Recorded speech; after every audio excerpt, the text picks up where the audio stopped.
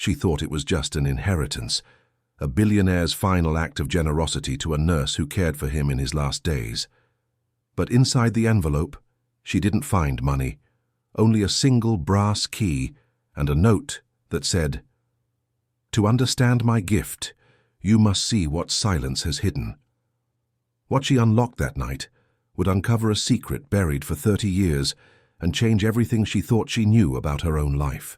The morning sky hung grey over Oak Ridge as the black cars lined the hill to St. Peter's Cemetery.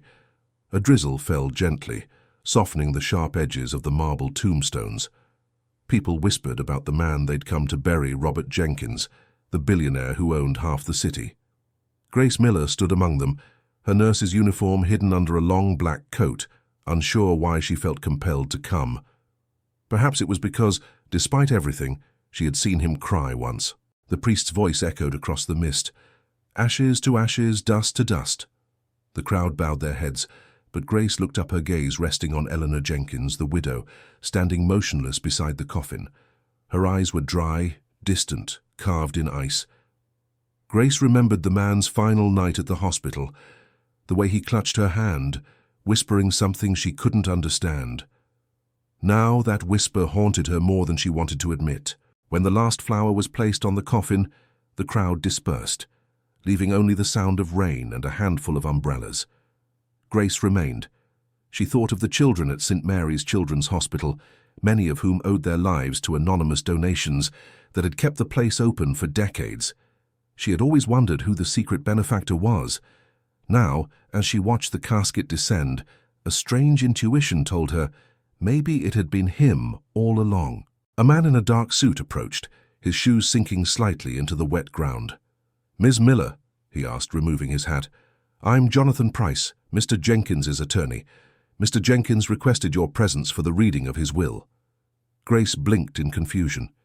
"Me?" she whispered. The lawyer nodded solemnly. "He left you something, personally."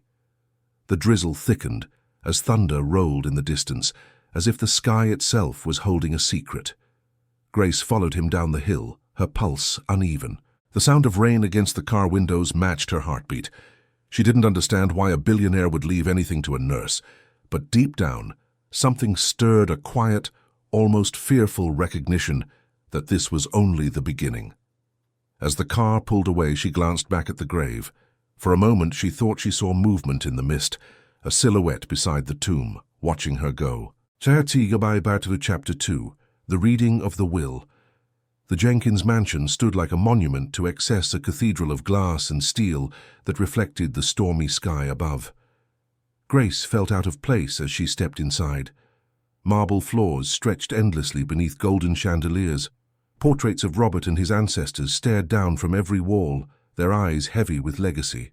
Eleanor Jenkins sat at the head of the long oak table, flanked by lawyers and family members who looked more like vultures than mourners. Jonathan Price cleared his throat and began reading. "I, Robert James Jenkins, being of sound mind and body, do hereby declare this to be my final will and testament." His voice was calm, but each word hit the room like a hammer. The relatives leaned forward as the vast fortune was mentioned, billions in assets, properties, and investments. But then silence fell. "To my wife, Eleanor, I leave the estate at Oak Ridge." A pause. "To my associates, I leave my gratitude." Another pause. "And to St. Mary's Children's Hospital, I leave the remainder of my fortune." Gasps filled the room. Eleanor rose abruptly, knocking over her glass of wine. "What nonsense is this?" she hissed. "The hospital?" The lawyer nodded, unfazed. "Yes, ma'am. Mr. Jenkins also requested that Ms. Grace Miller be present today." Grace froze as every eye turned toward her. Eleanor's glare could have sliced through stone. "You?" she whispered in disbelief. Grace stood still, unsure whether to speak or flee. Jonathan handed Grace a small sealed envelope. "This was written by Mr. Jenkins himself, addressed to you. He insisted it be delivered today." The paper trembled slightly in her hands as she took it. The handwriting was shaky, but deliberate. "To Grace Miller, the one who stayed when everyone else left." Her breath caught. Eleanor's voice cut through the silence. "Whatever he gave you, you'll hand it over now." but the lawyer intervened.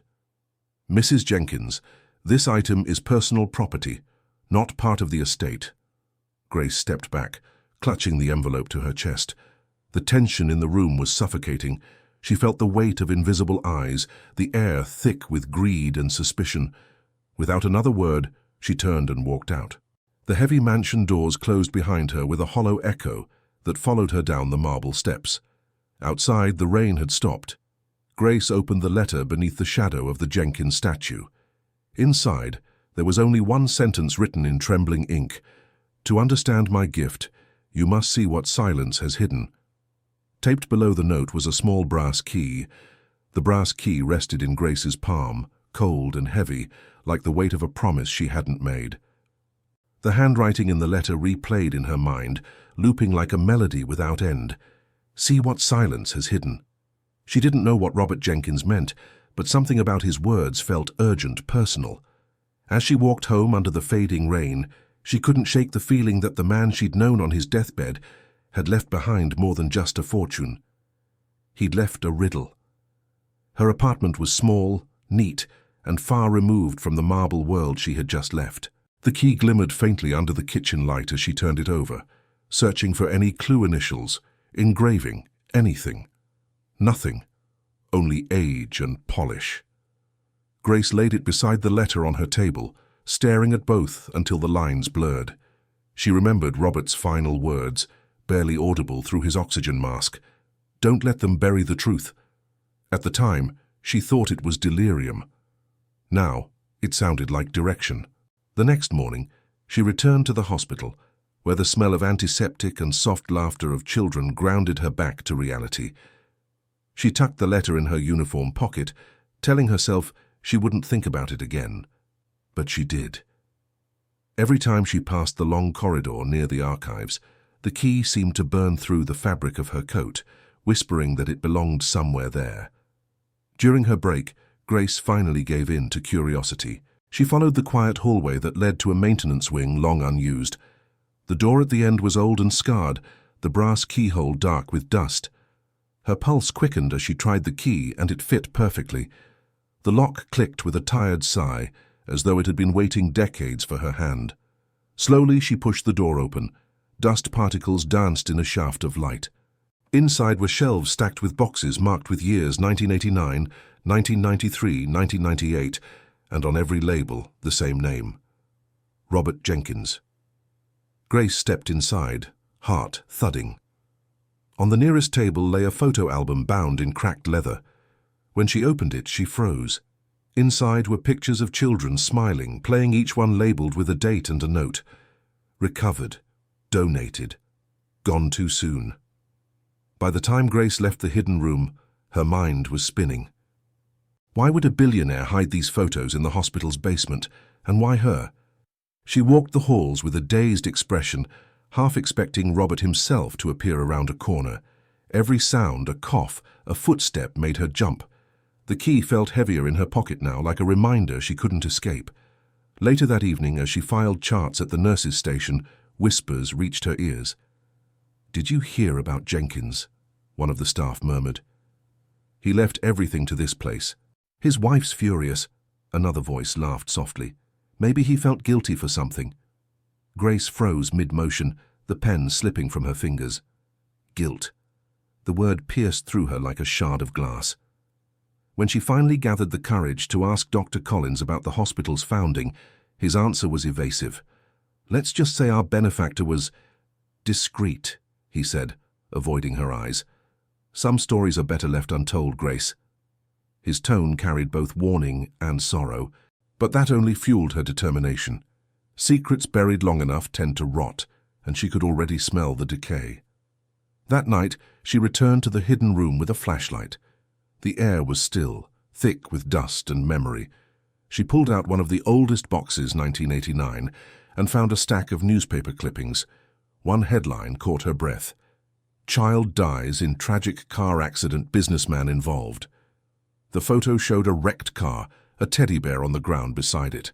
And there, standing in the background of the photo, was Robert Jenkins. Grace's hands shook as she read the article. The child's name was Daniel Miller, her brother. The room seemed to close in around her, the air too heavy to breathe. The letter's words rang louder now. "See what silence has hidden." She understood. Robert hadn't just left her a gift, he'd left her the truth. The following morning, Grace arrived at the hospital before sunrise. The city was still half asleep, the air crisp with the scent of rain. She slipped quietly through the back entrance, her footsteps echoing in the empty corridors. The key still hung around her neck, concealed beneath her uniform. She felt as if she were carrying both a burden and a promise, a secret that didn't belong to her, yet now depended on her to survive. She returned to the hidden room, the air colder than she remembered. Dust motes floated like ghosts through the faint light leaking from her flashlight. The boxes waited, silent witnesses of something long buried. Grace opened another folder, marked 1990 Confidential. Inside were letters written in Robert Jenkins's precise handwriting letters to families of children who had died. Some were signed with his name, others with initials only. Each one spoke of regret, of debts that could never be repaid. Among the stacks, she found something stranger sketches of children's faces drawn in pencil, fragile and detailed, almost reverent. Some were smiling, others looked frightened. Beneath each drawing, a note, "I failed them." Grace's stomach turned. This wasn't charity, this was penance. Whatever Robert had built here, it wasn't a monument to his success, it was an altar to his guilt. A sound behind her made her jump the faint creak of the door. She turned sharply, the flashlight trembling in her hand. No one, just the slow groan of metal and wind. Still, she couldn't shake the feeling of being watched. She gathered a few of the papers and placed them in her bag, determined to confront Dr. Collins. She needed answers, and she needed them now. As she locked the room again, she whispered to herself, "You wanted me to find this, didn't you, Robert?" The hallway lights flickered briefly, and the silence seemed to hum in reply. Outside, dawn broke over the hospital, painting the sky in pale gold, the same color as the brass key around her neck. Dr. Collins sat behind his desk, his expression tight as Grace dropped the folder in front of him. "You knew," she said quietly. "You've known all along." The doctor exhaled, removing his glasses. "Grace, there are things you don't understand." His tone carried the weariness of a man who had been guarding someone else's sin for too long. Robert Jenkins wasn't evil. But he wasn't innocent either. He explained that years ago Robert had come to him after a fatal accident involving a child. He was broken, Collins said. He funded this hospital anonymously, not to build his legacy, but to build his forgiveness. Grace's throat tightened. "The boy in the photo," she whispered. "Daniel Miller." Collins's silence was answer enough. Grace felt the room tilt, the air vanish from her lungs. "He killed my brother," she breathed. The doctor nodded slowly. "He didn't mean to. But yes, he caused it, and he spent the rest of his life trying to save every child he could, as if saving them would undo what he'd done to you." His voice cracked slightly, and for the first time, Grace saw tears in his eyes. "He asked me to watch over you. Said you'd come here someday, that you'd need to know the truth." Grace stood motionless, her hands trembling. Every kindness she'd shown Robert in his final days came back to her the way he'd looked at her, almost like recognition. She understood now. He hadn't chosen her by chance. He'd chosen her because he'd already destroyed her life once. Every heartbeat she heard through his chest monitor was an apology he never had the courage to say aloud. She turned to leave, her voice shaking but steady. He doesn't get to decide what forgiveness means. Outside, the children's laughter drifted through the halls, pure and unknowing. Grace pressed her hand over her heart, feeling both rage and sorrow. The truth had found her, and it demanded something she wasn't sure she could give. Grace didn't have time to process the truth before the storm reached her. By evening, word had spread that Eleanor Jenkins was demanding answers. The widow arrived at the hospital unannounced, her black heels echoing through the halls like gunshots. Grace froze as Eleanor approached her, perfume sharp, voice colder than steel. "You've been in places you shouldn't," she hissed, "and you've seen things that were never meant for you." Grace straightened her shoulders. "I deserve to know the truth." Eleanor's lips curved into a mirthless smile. Truth, she repeated softly. Truth destroys. My husband's name built this city. His silence protected it. If you speak, you'll ruin more than just a reputation. Grace didn't flinch. Maybe some reputations deserve to be ruined. The widow's expression hardened into pure venom. You think the world will thank you? Eleanor said, stepping closer. You'll lose your job, your home, everything. No one wants to hear that the man they admired killed a child. She leaned in, whispering, and no one will believe you, not against me. Her voice was calm, almost gentle, but her eyes burned with cruelty. Grace felt her heart pounding, but she refused to look away. After Eleanor left, the hospital felt colder. Grace walked through the corridors in silence, passing children who smiled at her without knowing the war she was fighting inside. Their laughter felt like light in a place that had gone dark. Every choice she faced carried a cost. The truth could heal or destroy, but she didn't yet know which it would be. That night, she opened the box of letters once more. Her brother's name appeared in one, written in Robert's trembling hand. I see him every time I close my eyes. I see her too, the girl by the road, crying in the rain. Grace pressed the page to her chest, tears falling silently. He had seen her, even back then. The little girl who lost her brother had haunted him all his life. The next morning, Dr. Collins called Grace into his office. His face looked older, lined with exhaustion. Eleanor came to see me, he said quietly. She's threatening legal action if you continue your investigation. Grace crossed her arms. She's hiding a crime, not protecting a legacy. Collins sighed deeply. You're right, but this isn't about law, Grace. It's about power. She has the city in her pocket. We don't. Grace's voice trembled with anger. Then I'll do it alone. Collins stood, his tone suddenly sharp. You think I haven't tried? He opened a drawer and pulled out a folder sealed in red tape. These are copies of Jenkins's confessions. I kept them safe in case Eleanor destroyed the originals. But if you go public, the hospital will close. The board will pull funding. The children will suffer. His words landed like stones in her chest. He turned to the window, staring at the rain outside. Robert came to me one night, years after the accident. He was drunk, crying, said he couldn't erase what he'd done. He built this place to buy peace with God, but he never found it. Grace listened, her anger softening into sorrow. And you kept his secret? She asked. Collins nodded. Because sometimes silence saves lives, even if it kills your soul. For a long moment, neither spoke. The ticking of the wall clock filled the room like the slow pulse of time itself.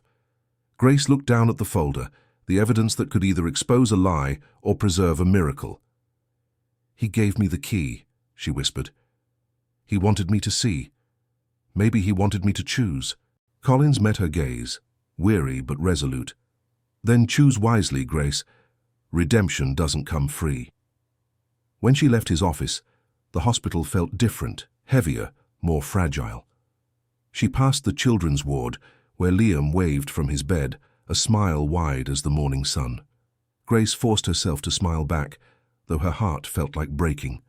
For the first time, she wondered if truth and kindness could coexist, or if one had to die for the other to live. Grace barely slept. The rain outside her window beat like a second heartbeat, relentless and uneven. She sat at her kitchen table, the confession folder open before her, the brass key glinting in the dim light. Every letter, every signature, every apology written by Robert Jenkins stared back at her like ghosts whispering from the past. Her brother's name appeared again and again, a wound that refused to heal. By sunrise, she was back at the hospital, her eyes hollow from tears. She couldn't bring herself to face the children yet, not while guilt and anger wrestled inside her. Every hallway seemed narrower, every light dimmer. She walked into the chapel, its stained glass windows filtering sunlight into fractured colors. "What do you want from me, Robert?" she whispered to the silence. "Forgiveness or punishment?" Her voice cracked. "You took my brother, and then you gave me this place. How do I live with both?" The sound of her words vanished into the stillness. She felt something inside her break a dam holding back years of pain. For the first time, she realized forgiveness wasn't a feeling. It was a choice, and she wasn't ready to make it yet. Later that day, Eleanor appeared again, this time in public. In front of staff and board members, she accused Grace of theft and emotional manipulation. "She's exploiting my husband's memory," the widow cried. Grace stood silent as eyes turned toward her, judgment heavy in the air. Collins tried to intervene, but Eleanor's voice overpowered him. "You'll regret crossing my family," she said, pointing at Grace like a curse. Grace walked away before she could cry in front of them. The folder remained hidden in her bag, the truth no one wanted. She stood outside, the cold wind biting her cheeks. In her pocket she felt the folded photo of her brother, worn from years of being touched. "I can't stay quiet," she whispered. Her decision was made, though she knew it would cost her everything. That night, as Grace locked the ward doors, she found Eleanor waiting by the entrance, dressed in black, her diamonds gleaming under the hospital lights. "We need to talk," Eleanor said, her voice soft but dangerous. Grace didn't answer, only folded her arms. "You think you're righteous," Eleanor continued, "but righteousness won't feed those children. It won't keep this hospital open. Money will. My money." Eleanor handed her a white envelope. "There's a check inside, enough to secure funding for the hospital for 10 years. All I ask is silence." Grace looked down at it, her stomach twisting. "You're buying peace," she said quietly. "No," Eleanor replied. "I'm protecting what's left of my husband's name, and maybe in some way protecting you from destroying what he built." Grace's hands shook. She thought of the children sleeping upstairs of Liam, whose heart surgery was scheduled for next week. Without that money, the operation wouldn't happen. Eleanor watched her struggle and smiled faintly. "You're not the first to compromise for good, Miss Miller. Don't pretend you're stronger than everyone else." Her words dripped with poison, disguised as wisdom. Slowly, Grace took the envelope not as acceptance but as evidence. "You think silence is mercy," she said, her voice trembling but steady. "But it's just another kind of sin." Eleanor's eyes narrowed, her mask of calm cracking for the first time. "Be careful, girl," she warned. "People who dig up ghosts often end up joining them." She turned and walked away, her heels echoing down the corridor. Grace leaned against the wall, her breath shaking. She slid down to the floor, clutching the envelope like a lifeline and a curse at once. She could save the hospital, or she could save the truth, but not both. For a moment she pressed the envelope to her forehead and whispered, "Daniel, what would you have me do?" But the silence offered no answer, only the sound of her breaking heart. Grace didn't sleep that night. She sat at her desk with the confession papers spread out like a crime scene, each word a weapon waiting to be used. The hospital's children's ward glowed faintly through her window, a reminder of what was at stake. Her heart warred with itself. Silence could protect them. Truth could set them free. At dawn, she made her choice. She drafted a letter to a local journalist and included one page from Robert Jenkins's confession. The article was published the next morning under the headline, "Billionaire's Secret: The Hidden Heart Behind St. Mary's." It revealed that Robert Jenkins had anonymously funded the hospital for decades to atone for a tragedy. It didn't name the child or the cause, but it was enough. The news exploded across Oak Ridge. Grace watched the television in the staff lounge, her stomach twisting with fear and relief. The truth was out, at least, part of it. Within hours, cameras crowded the hospital entrance. Reporters demanded interviews. Donors called in panic. Eleanor Jenkins appeared on every network, her voice dripping with outrage. "My husband's generosity is being twisted into gossip," she declared. "This woman, Grace Miller, is exploiting the dead." Grace turned off the screen, trembling. Her phone rang constantly, reporters, lawyers, even former patients. Everyone wanted her story. Dr. Collins confronted her, eyes red with exhaustion. "You did it," he said quietly. "And now we'll pay the price." Grace met his gaze, her voice steady. "It had to be done." He sighed, pressing a hand to his face. "The board's meeting tomorrow.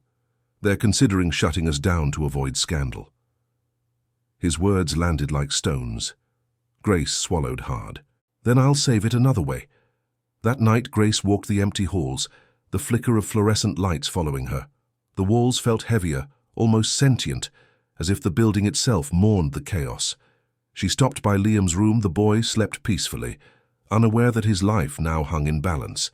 Grace whispered, "You're the reason I can't stay quiet." And for the first time in weeks, she smiled through her tears. The storm outside matched the one brewing within the hospital. News trucks blocked the entrance. Protesters gathered with signs, and donors began pulling their support. Grace arrived early, greeted by silence where laughter used to echo. Children were being transferred to other hospitals. The foundation accounts had been frozen. Eleanor's revenge had come swiftly and without mercy. Grace met with the board, but their faces were masks of defeat. "We can't recover from this," one member said. "Without funding, we'll close within a month."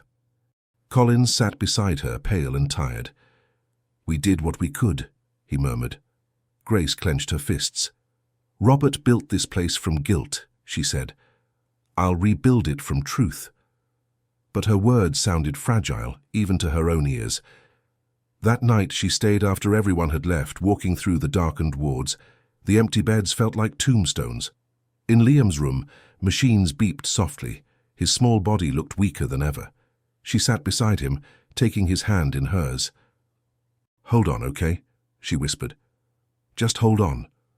The monitors hummed in response, the sound breaking her heart. The next morning, Eleanor appeared again, triumphant. "You've lost," she said simply. "All your noble noise, and for what? The hospital's dead. My husband's reputation, however, will live forever." Grace said nothing. There was no point in fighting shadows anymore. The woman left with a faint smile, satisfied with her own version of victory. When Grace returned to the ward, Liam's condition had worsened. The doctors whispered grimly, preparing for the worst. Grace sat beside him all night, praying silently, not to God, but to Robert. "If you ever wanted forgiveness," she whispered through tears, "prove that it meant something." Outside, thunder rolled, shaking the windows. Somewhere deep inside, she felt the story wasn't over yet. The storm outside had not stopped for 3 days. The city of Oak Ridge seemed to hold its breath while the hospital stood on the edge of despair. Grace hadn't left Liam's side. She barely ate, barely spoke. Machines hummed, a lullaby of hope and dread. Every breath he took felt borrowed, fragile, like glass about to shatter. "Stay," she whispered, her tears falling onto his small hand. "You have to stay." In the early hours of morning, the power flickered. Grace jumped to her feet, pressing the emergency call button, but no one came. The lights dimmed and the room was swallowed by silence, the kind that feels alive. Then, faintly, Liam stirred. His lips moved, and a whisper escaped. He said, "Hold on." Grace froze. "Who said that, sweetheart?" she asked softly. Liam's eyes fluttered open. "The man from your picture," he breathed. Grace's heart stopped. "Robert?" she whispered. Liam smiled weakly. "He said he's sorry, and that you'll understand." Then his breathing steadied, stronger than before. The monitors beeped in perfect rhythm. Grace gasped, covering her mouth as sobs escaped her, not of grief but relief. Against all odds, the boy was recovering. The doctors arrived moments later, speechless at what they saw. "It's impossible," one muttered. But Grace knew better. Later, as dawn painted the windows gold, Grace stepped outside to the hospital garden. The rain had stopped. Sunlight broke through the clouds for the first time in days, washing everything in pale warmth. She felt Robert's presence there, not as a ghost, but as a peace that settled quietly around her heart. For the first time, she didn't feel anger when she thought of him, only understanding. When she returned to Liam's room, he was sleeping soundly. On his bedside table lay a folded piece of paper. Grace unfolded it with trembling hands. It was one of Robert's sketches, a child holding a balloon, smiling under a stormy sky. Beneath it, his familiar handwriting. "Forgiveness isn't forgetting. It's freeing both souls." Grace pressed it to her heart and finally allowed herself to cry. The miracle changed everything. News of Liam's recovery spread fast, and people began to see the hospital not as a scandal, but as sacred ground. Donations started trickling in, not from the rich but from ordinary families whose children had been saved there. Grace refused interviews, letting the story speak for itself. What once was guilt now became gratitude, and the city began to heal with her. Eleanor, however, vanished from public life. Her lawyers withdrew their lawsuits. Her mansion went dark. Grace received one final envelope days later, no name, no address. Inside was a check made out to St. Mary's for $10 million. Nothing else. No signature, only a single word scrawled on the back. Enough. Grace knew it was Eleanor's way of surrendering, not in defeat, but perhaps in understanding. Grace and Dr. Collins transformed Robert's estate into a new foundation, the Jenkins Children's Foundation for Second Chances. Its mission was simple: to help children whose families couldn't afford care. If redemption exists, Grace told the press quietly, it's not in wealth or forgiveness. It's in what we build from our mistakes. Her words resonated beyond Oak Ridge, reaching far more hearts than she ever expected. Months passed, and the hospital came alive again. The walls, once heavy with silence, now echoed with laughter and hope. Grace often found herself walking through the garden, watching parents hold their children close. Each smile reminded her that some stories end not in triumph, but in transformation, and that was enough. She had turned tragedy into purpose, just as Robert had once tried to do. On a quiet afternoon, as she was leaving her office, Grace stopped by the lobby. A bronze plaque had been installed there, engraved with Robert's final words, "To the ones I failed, may this place give you what I could not." Grace touched the plaque gently. "You did," she whispered. "You finally did." The light from the window cast a soft glow on her face, and for the first time she felt at peace. The winter sun bathed Oak Ridge in a quiet calm, the kind that follows long storms. Snow blanketed the gardens of St. Mary's, and the laughter of children echoed through the halls once again. Grace walked the corridor slowly, smiling as she passed rooms filled with life and color. Every sound, every heartbeat of the place reminded her that silence had finally been replaced by purpose. The ghosts had found their rest. In her office, she found a plain white envelope sitting on her desk.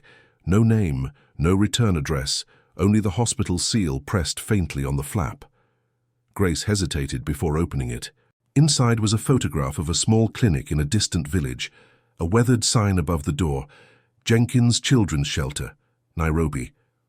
On the back of the photo, a note written in careful, familiar handwriting, "Every child deserves a second chance. R.J." Grace stared at the letters, her hands trembling. Robert Jenkins had been gone for months, yet his initials appeared as clearly as the day he wrote them. Was it someone continuing his work or something more? She smiled faintly, her eyes glistening. "You're still keeping your promise," she whispered. The letter wasn't a haunting.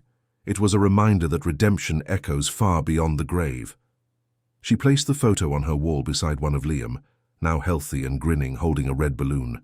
The sunlight caught the two images side by side, one of hope fulfilled, the other of hope reborn. Grace felt tears rise, not of sorrow, but of peace. She realized she no longer carried Robert's guilt, only his legacy. What began as silence had become a symphony of compassion. As she turned off the lights and stepped into the corridor, the hospital clock chimed softly. Outside, snowflakes drifted through the air like blessings. Grace paused by the door, looking back one last time. "Good night, Robert," she murmured. "And thank you." Then she walked into the cold evening, her breath visible, her heart warm as the world outside whispered with quiet grace. Forgiveness had won. In the end, it wasn't the money she inherited, it was forgiveness and the courage to face a truth that had been buried for too long. Sometimes the richest hearts are the ones that learn to let go. If this story touched you, let us know in the comments below. Leave a like, subscribe, and share it with someone who believes that even silence can lead to redemption.